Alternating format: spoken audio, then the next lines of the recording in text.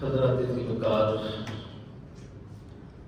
14 اگست 1947 کو پاکستان مرز وجود میں آیا۔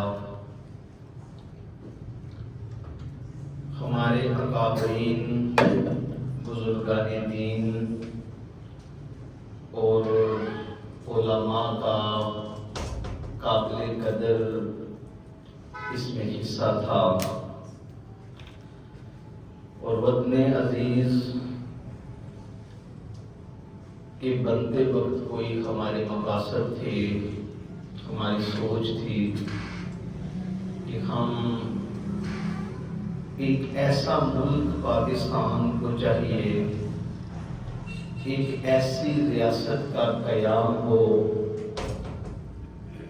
جہاں پہ ہم اپنے نظریات کے مطابق زندگی گزار سکیں اور اسلام کے مطابق زندگی گزار سکیں، بیٹی کو عزت دی جائے، عورت کا مقام اور مرتبہ بتایا جائے، چوری رخزنی ڈکیتی سے پاک رہ کر ہم نے پاکستان کو بنایا تھا، اور قائد اعظم محمد علی جناح آپ کی انتھک کوششوں کا یہ نتیجہ تھا کہ ایک اسلامی ریاست کا قیام ہوا۔ اس قیام کے وقت ہم نے ظلم سے نجات کے لیے ملک پاکستان کو بنایا، لیکن افسوس یہ ہے کہ پاکستان بنانے کے بعد ہم خود اپنے ملک کے اندر ظلم کرنا شروع ہم نے کر دیا، زیادتی کرنی شروع کر دی، اور کسر کوئی نہ کسی نے چھوڑی۔ جس کا بھی جی چاہا، جس کو کوئی طاقت اور اقتدار ملا، اس نے اپنی کرسی کا، اپنے اقتدار کا، اپنی طاقت کا خوب فائدہ اٹھایا اور ظلم و زیادتی کا بازار سرگرم کیا۔ وہ حکمران تھے جن کے اندر خوف خدا تھا۔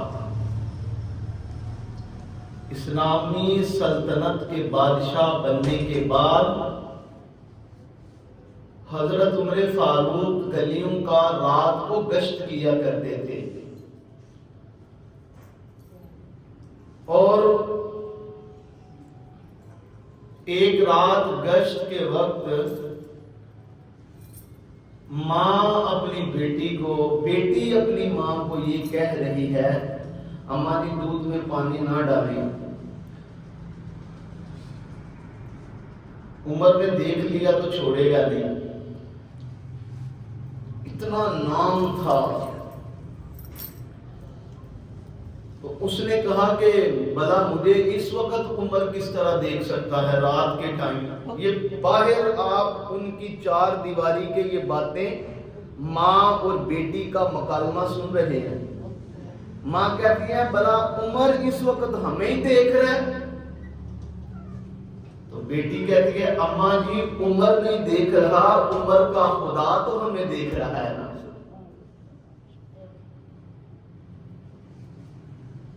آپ نے دستک دی دروازے پر، کون ہے؟ کہا کہ عمر ہوں۔ ڈر گئی، ٹانگیں لڑکھڑا گئی، میری شامت آ گئی ہے۔ یہ تو باتیں عمر نے سن لی ہیں۔ آپ نے کہا کہ تھر تھرا کس طرح سامنے، جی امیر المومنین، آپ نے کہا کہ میں تیری اس بیٹی کا رشتہ اپنے بیٹے کے لیے کرنے کے لیے آیا ہوں۔ کہ ہمارے پاس تو کھانے کے لیے کچھ نہیں ہے امیر المومنین، آپ بادشاہ سلامت ہیں، آپ امیر المومنین ہیں، آپ بہت بڑے شہنشاہ ہیں، میں کہاں اور آپ کہاں، میری بیٹی کہاں اور آپ کا بیٹا کہاں؟ آپ نے فرمایا میں جاؤ جلال اور یہ رزق کی فراوانی اور طاقت نہیں دیکھ رہا، بلکہ تیری بیٹی کا رشتہ اپنے بیٹے کے لیے اس لیے مانگ رہا ہوں کہ میرا بیٹا جس طرح کا نیک ہے اسے تیری بیٹی جیسی پاک کردار اور خوف خدا والی لڑکی چاہیے، جو رات کے پچھلے پیر بھی خدا سے ڈر رہی ہے، جب کوئی نہیں دیکھ رہا تو کہتی ہے مجھے اللہ دیکھ رہا ہے۔ تو کہتے ہیں وہ رشتہ ہو گیا، اور وہ جو نیک بیٹی تھی جو اپنی ماں کو تلقین کر رہی تھی، اس کی پشت سے آگے وہ چیزیں چلتی گئیں تو بڑی دور جا کے لڑی ملتی ہے۔ اسی بیٹی کی اولادوں میں سے آگے کہتے ہیں حضرت عمر بن عبدالعزیز جیسے بیٹے پیدا ہوئے تھے، جنہیں عمر ثانی کہا جاتا ہے۔ تو یہ بڑی دور تک اثر کرتی ہیں یہ چیزیں۔ تو پاکستان جب بنا تھا، اگست 1947 کو جب ملک پاکستان بنا تھا، ہمارے بزرگوں نے شکر ادا کیا کہ اے اللہ تو نے ظلم سے نجات دی ہے، لیکن ہمارے اکابرین کو اور قائد اعظم محمد علی جناح کو یہ کس طرح معلوم تھا کہ ہم پاکستان بنانے کے بعد اتنے ظالم بن جائیں گے کہ خود اپنے مسلمان بھائیوں پہ ظلم کریں گے۔ ہم نے تو ظلم سے نجات کے لیے کہا تھا، کہاں ظلم نہیں ہو رہا، کس جگہ پہ زیادتی نہیں ہو رہی؟ قانون کے نام پہ ظلم ہے، تعلیم کے نام پہ ظلم ہے، تجارت کے نام پہ ظلم ہے، علاج کے نام پہ ظلم ہے۔ تعلیمی ادارے دیکھ لیں، زیادتی اور ظلم کا بازار سرگرم کر رکھا ہے کہ بچے پڑھ نہ سکیں، اتنے وہ پیسے وصول کرتے ہیں۔ علاج کے نام پہ دیکھ لیں کہ ہسپتالوں کے اندر کتنی ظلم و بربریت ڈاکٹر حضرات جو زیادتی اپنے پیشنٹ کے ساتھ کرتے ہیں، اور قانون کے نام پہ دیکھ لیں کتنا ظلم ہے۔ حال ہی میں یہ جو وہ جج کی بیوی نے گھریلو ملازمہ کے اوپر جو تشدد کیا ہے، آپ نے سب نے سنا ہوگا، ٹی وی پہ آئی ہے، سوشل میڈیا پہ یہ بات گردش کر رہی ہے کہ سرگودے سے وہ 10,000 روپے لے کے آئے کہ گھر کے کام کرنے کے لیے۔ پہلا سوال تو یہ ہے کہ یہ جو چائلڈ پروٹیکشن کے قانون کے تحت کسی بھی بچے کو آپ مزدوری پہ نہیں لگا سکتے، تو جن ججز نے یہ قانون بنایا ہے، قانون کے رکھوالے خود ہی اپنے گھر میں چھوٹی بچی کو ملازمہ رکھتے ہیں، جبکہ قانون پاس ہے کہ یہ چائلڈ لیبر کا۔ اور اس کی بیوی نے اتنی بے دردی کے ساتھ اس چھوٹی بچی رضوانہ کی ٹانگیں توڑی ہیں، بازو توڑے ہیں، اس کے سر کو پھوڑا ہے۔ تو اگلے دن ہی اس کی سزا تو یہ تھی کہ یار غریب کی بیٹی بھی بیٹی ہے۔ وہ سب کی پاکستان جب بنا تھا تو نظریہ یہ تھا، یار پہلے وقتوں کی بات ہے کہ گاؤں کی بیٹی پورے گاؤں کی بیٹی ہوتی تھی، جب ایک گھر کی بیٹی ہے وہ سارے گاؤں کی بیٹی ہوتی تھی۔ نظریہ تو یہ تھا کہ ہم اپنی بیٹیوں کو عزت کا تاج پہنائیں گے۔ قانون تو یہ ہونا چاہیے تھا کہ اس غریب بیٹی پہ جو ظلم ہوا ہے اور جس نے ظلم کیا ہے اس کو چوک اور چوراہے پر اس کو الٹا لٹکا دینا چاہیے تھا، تاکہ آگے کوئی آنے والے وقت میں کسی غریب کے ساتھ کوئی بندہ ظلم نہ کرے۔ لیکن ہمارے اپنے قانون کے رکھوالوں نے اس کی ضمانت کروائی اور وکلاء نے کروائی، اور وہ باہر تھی، اب پتہ چلا ہے وہ دوبارہ اس کے خلاف جو ہے وہ اریسٹ ہو چکی ہے، لیکن اس کو بچانے والے بھی اپنے تھے، وہ ظلم کر رہی ہے۔ سنیں، جنگ بدر کا مقام تھا، میرے نبی نے بیٹی کو عزت جو دی ہے، حاتم تائی کی بیٹی اگرچہ مسلمان نہیں ہے، جب قیدی باغ کے آ رہے ہیں، دیکھا ایک غیر مسلم کی بیٹی، حاتم تائی کی بیٹی کے سر پہ اوڑھنی نہیں۔ میرے نبی کے پاس ایک صحابی تھے سلیمان، آپ نے اپنی کالی کملی والی چادر اتار کر حضرت سلیمان کو دی اور کہا کہ اس بیٹی کو جا کے یہ پردہ کرواؤ۔ یا رسول اللہ میں چادر دے دیتا ہوں، یہ کافر کی بیٹی ہے، ضرورت نہیں ہے۔ میرے نبی نے فرمایا اگرچہ وہ کافر کی بیٹی ہے لیکن ہے تو وہ بیٹی نا، تو اپنی چادر اتار کر غیر مسلم کو دی کہ اس کی عزت کو برقرار رکھا جائے۔ میں کہتا ہوں کہ وہ جو بیٹی چھوٹی ہے، وہ 14 سال کی یا 10 سال کی ہے، وہ کسی کی بیٹی نہیں ہے۔ تو ظلم کیا جاتا ہے، میں نے آپ کو بتایا، تعلیم کے نام پہ، قانون کے نام پہ۔ اور پھر آپ پچھلے سالوں میں چلے جائیں، زینب کا جو تھا وہ چھوٹی بچی تھی جس کو اس طرح ظلم اور زیادتی کی گئی ہے۔ تو میں نے وہ سٹیٹمنٹ پڑھی اس کے چچے کی، باپ میں تو ہمت نہیں تھی، چچا جو ہے نا قانونی کارروائی کے لیے جاتا ہے، تو ہوتا کیا ہے کہ پولیس کے پاس جاتا ہے تو وہ کہتے ہیں نہیں پہلے FIR کٹواؤ پھر ہم پوسٹ مارٹم کریں گے، اور جب وہ پولیس کے پاس جاتا ہے تو پولیس والے اس چچے کا اپنا بیان ہے، وہ زینب کے چچے کا، وہ کہتا ہے جب میں جاتا ہوں تو پولیس والے مجھے کہتے ہیں جب نیسلے کی 2 بوتلیں لے کے آؤ، پھر ہم تیری بات سنتے ہیں۔ خون سے لت پت لاش زینب کی 10 سالہ بیٹی کی پڑی ہے، اور جب وہ کیس کو سلجھانے کے لیے جاتا ہے تو وہی اس کو ملازم کہہ دیتے ہیں یار اچھے سے کنوں لے کے آؤ، یہ اس کا بیان میں نے پڑھا، اچھے سے کنوں لے کے آؤ، پینسلوں کا ایک ڈبہ بھی لے آنا، ہم نے لکھنی ہے، انکوائری کرنی ہے۔ اللہ اکبر، کون پرسان حال ہوگا یار؟ اس ملک کے اندر غریب کی حفاظت کرنے والا بھی کوئی ہے؟ اس ملک کے اندر قانون کی کوئی پاسداری بھی ہے؟ اس ملک کے اندر جن کی سفارش نہیں ہے ان کا بھی کوئی سننے والا ہے؟ میں نے کہا کہ قانون کے نام پہ ظلم کیا جاتا ہے، تعلیم کے نام پہ ظلم کیا جاتا ہے۔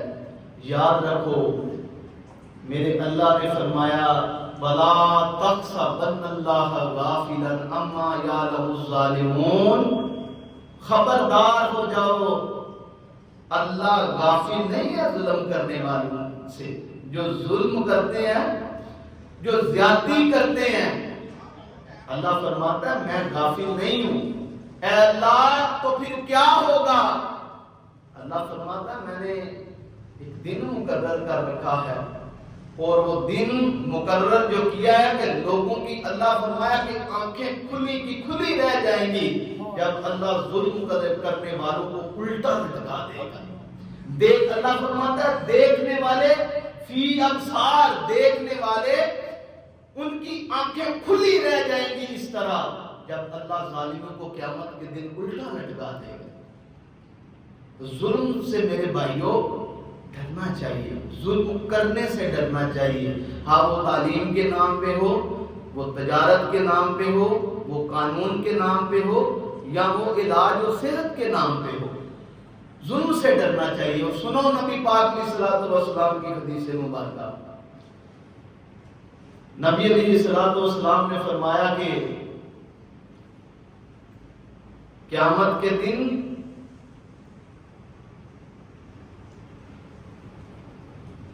جن کے ساتھ ظلم کیا جائے گا قیامت کے دن اللہ کا رسول ان کے ساتھ کھڑا ہوگا۔ اور آگے امام بہقی نے لکھا، یہ تو مسلمان کی بات ہے نا، کہ اللہ کے نبی فرمایا جن کے ساتھ ظلم کیا جائے گا اللہ کے رسول قیامت کے دن ان کے ساتھ کھڑے ہوں گے۔ آگے فرمایا اگرچہ وہ کافر بھی کیوں نہ ہو۔ مسلمان علیحدہ، یہ انسانی تقاضوں کی بات ہے، اگرچہ وہ کافر ہی کیوں نہ ہو، میں اللہ کا نبی ان کے ساتھ کھڑا ہوگا جن کے ساتھ ظلم ہوا ہے۔ رسول اللہ صلی اللہ علیہ وسلم کو اپنی امت سے بڑا پیار ہے۔ میرے نبی فرماتے ہیں کہ قیامت کے دن سارے نبی ممبروں پہ بیٹھے ہوں گے، سارے نبی ممبروں پہ بیٹھے ہوں گے، اور فرمایا اللہ کا آخری نبی سجدے میں گر کے اپنی امت کے لیے دعائیں کر رہا ہوگا۔ یہ فرما رہے ہوں گے، عرض کر رہے ہوں گے کہ اے اللہ میری امت کو معاف کر دے۔ اور قیامت کے دن اگر کوئی بچے گا تو اللہ کے نبی کی رحمت کا صدقہ بچے گا۔ اس لیے اللہ کے نبی نے فرمایا باقی گناہوں پہ، عیبوں پہ میری رحمت کی وجہ سے پردہ ڈال دیا جائے گا۔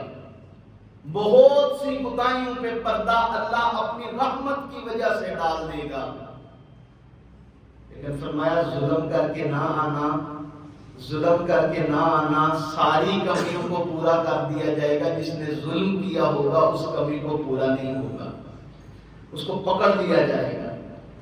اور آگے یہ فرما دیا کہ جس نے ذمی کافر کے اوپر ظلم کیا، یعنی وہ جزیہ دیتا ہے، ٹیکس دیتا ہے، جس نے ذمی کافر کے اوپر ظلم کیا، قیامت کے دن اللہ کا رسول کافر کے ساتھ مل کر اپنے امتی کے اوپر مقدمہ اللہ کی بارگاہ میں درج کر دے گا۔ یہ انسانی حقوق کی پاسداری ہے، یہ انسانی حقوق کو پامال کرنے کے لیے ان چیزوں کو نوٹ کرنا چاہیے کہ ہم ظلم، مسلمان تو مسلمان ہے نا، حکم ہے کہ کافر کے ساتھ بھی ظلم نہیں کرنا، چاہے وہ قانون کی صورت میں ہو، چاہے وہ تعلیم کی صورت میں ہو، علاج کی صورت میں ہو، وہ تجارت کی صورت میں ہو، وہ کسی صورت میں بھی ہو، ظلم کرنے سے منع کیا گیا۔ وَلَا تَحْسَبَنَّ اللَّهَ غَافِلًا عَمَّا يَعْلَمُ الظَّالِمُونَ، اللہ جانتا ہے ظلم کرنے والوں کو اور پکڑ سخت ہے، اللہ ڈھیل دے دیتا ہے۔ نبی علیہ السلام فرماتے ہیں کہ بنی اسرائیل میں نا ایک بادشاہ بڑا سخت مزاج گزرا ہے۔ وہب ابن منبہ اس کو روایت کرتے ہیں، تابعی ہیں، کہتے ہیں کہ بادشاہ نے ایک محل تیار کروایا، بہت بڑا محل تھا، بہت بڑا محل تھا۔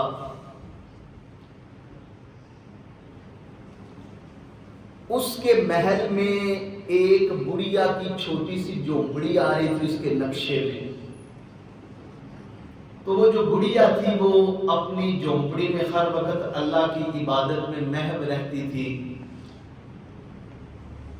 سپاہیوں نے بتایا، مستریوں نے بتایا کہ بادشاہ سلامت آپ کے وہ نقشے میں ایک عورت کی جھونپڑی آ رہی ہے۔ اس نے کہا کہ اسے پیسے دو، اس کو منہ مانگی قیمت دو، جتنے پیسے مانگ دیا دے دو، خالی کروا دو، ختم کر دو، میرا محل تو بننا چاہیے نا۔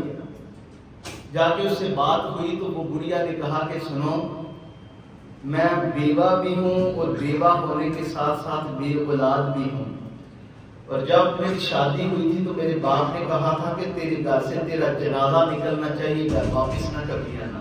کہہ دیا میں بے آسرا بھی ہوں، میرا کوئی نہیں دنیا میں، میں پکا ہوا پھل ہوں، بس جانے والا ہوں، میرا کون ہے جس نے پیچھے یہ میراث لے کے جانا ہے؟ میری جائیداد کا جو وارث ہے تمہاری ہے، مرنے کے بعد لے لینا، میں نے کیا کرنا، میرا تو ہے ہی کوئی، تم لے لینا میرے مرنے کے بعد، لیکن میرے جیتے جیتے میں نہیں دوں گی۔ جا کے فوج نے سپاہیوں نے یہ کہا کہ بادشاہ سلامت ہو تو نہیں نکلنے کے لیے تیار.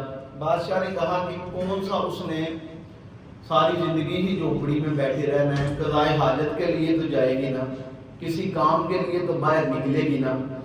اس نے مقرر کر دیے 2-4 سپاہی مستریوں کو مقرر کر دیا, اس کے گھر کے باہر دور پہرا لگا دیا کہ جب یہ نکلتی ہے تو فوراً اس کے گھر کو مسمار کر دیا جائے, ختم کر کے فوراً دیواریں بنا دی جائیں.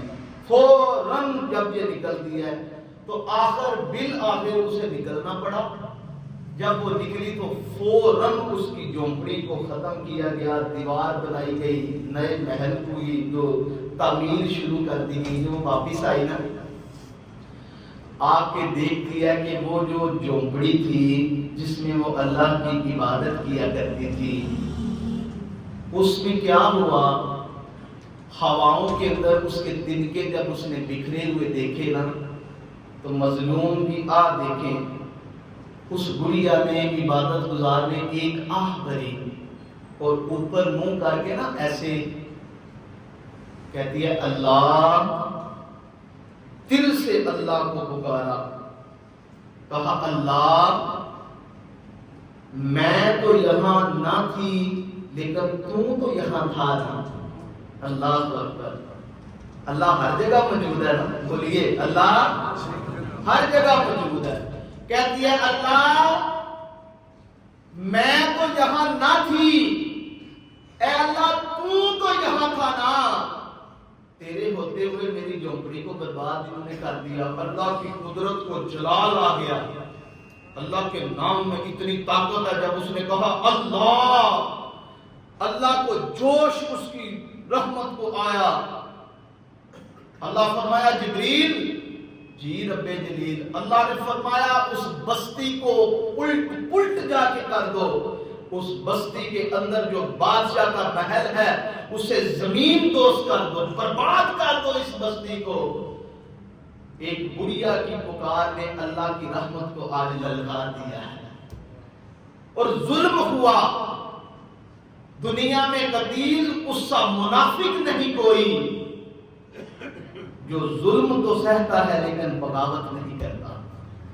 تو کہا کہ ان سارے ظالموں کو جو اس ظلم کے اوپر, اس بڑھیا کے مکان کے اوپر جو خاموش رہے, اس ظلم کے اوپر اس ساری بلٹی کو, اس ساری بستی کا پاسا پلٹ ڈالو, کیونکہ میری ایک عبادت گزار نے آج مجھے پکارا ہے اللہ کر کے. اس سے تو چیزیں نکلتی ہیں کہ کوئی بھی بندہ صدقے دل کے ساتھ اگر اللہ کو پکارتا ہے تو اللہ اس کی سنتا ہے, اللہ اس کی سنتا ہے. اور دوسرا اس میں یہ نکلا کہ اللہ غافل نہیں ہے ظالموں کے ظلم سے. اللہ دیکھ رہا ہے کہ کون کو ظلم کر رہا ہے, اور اللہ کی لاٹھی بھی آباد ہے. جب چل جائے ظلم کرنے والوں سے ان کے اوپر تو ڈرنا چاہیے, اللہ تعالیٰ سے دعا کرنی چاہیے کہ اللہ تعالیٰ ان چیزوں سے محفوظ رکھے. اللہ تعالیٰ ہم سب کو ایک دوسرے کا احترام کرنے کی توفیق عطا فرمائے, ظلم اور زیادتی سے ہمیں بچائے. وما علینا الا البلاغ.